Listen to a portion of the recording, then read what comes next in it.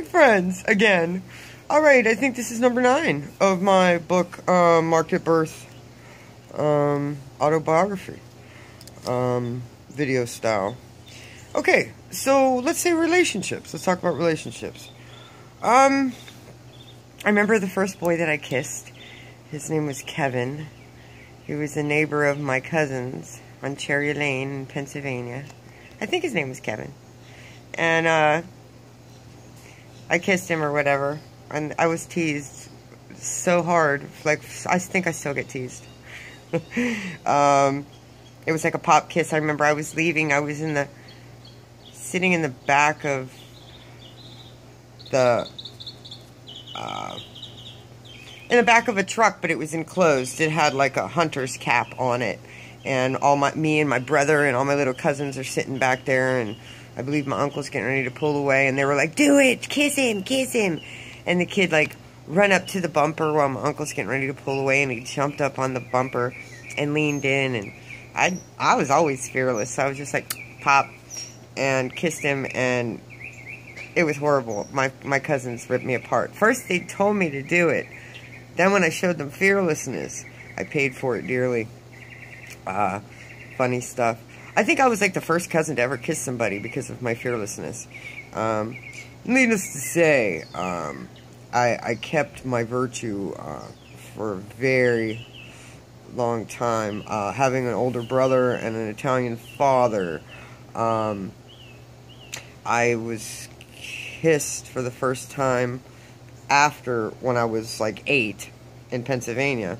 That first puppy love thing. I had a secret boyfriend he was like in college and I was like in Catholic school, and they came over one time, and him and his friend and my girlfriend, and we were out back, and my dad was like in a pass-through window, and he leaned in and gave me a kiss, and my dad let the night go as it went, and then when he left, my father was perturbed, and it made me cry, and I don't even know this guy, and he's kissing my daughter, but my father didn't embarrass me, but I didn't kiss again for a really, really long time. I don't know. My interest was more into animals and daydreaming than it was guys, really. I wanted to be their friends because I was always like a tomboy. I wanted to hang out with them. I didn't want them to look at me in a girly kind of way. But puberty happens, and my girlfriend started dating, and I started developing, and I never saw myself as like beautiful, or I always saw myself as quirky and gawky, and I always was real, and I was always faithful. Very different, but I had friends that would invite me to their parties, and it hurt my feelings though, but I didn't let them know that. But they'd like, the only reason why I invited Pam to my party was because I knew she'd be funny. That's not nice. It's honest, but it wasn't very nice. You know, that still bothers me, and I do remember your name, girlfriend.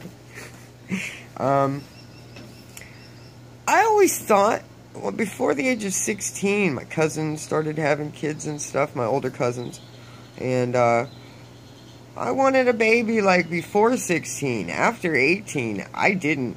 I either wanted the dude or the kid. I didn't want them both. That was just how I was. I was always like a leader, like ripping my way through the mountain. I never climbed up mountains. I ripped through them. I made my own path. I decided I'm not climbing it. I'm going through it. You know, that was me. And a lot of guys can't handle that, having such a strong woman. And I needed a guy that was stronger than me. Mentally, I was ready to go, go, go, and fearlessness. And I don't find that much in men or women, my instilled fearlessness. Mom, I'm making my video right now. I love you. Say hi, Mom. Anyway, I always was in love. You know what? I was the type of girl that if you loved me back and we were fun and friends, I would have loved you forever. I never would have cheated on you. I never would have found a reason. But a lot of people didn't see me as a real catch. I was never in. You know, did you want to take me home to mommy? I had a great family name. But I was so alive and so uninhibited and unchained, and like I said, I was making my way through the mountain. I wasn't climbing it. You know, I knew there wasn't a way around it, so I was going through it. And I wanted to have a guy that thought that same way, you know, about me.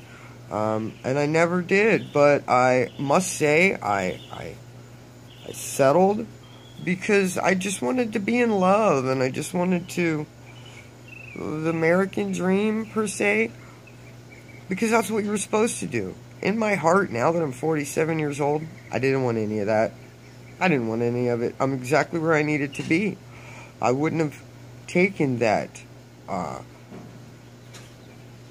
opportunity to heart as I would have done with the freedom that I have. I would have felt probably chained down. Now I don't know. I never had children, but never. Now I got a pool guy. My pool guy just showed up. Hey guy.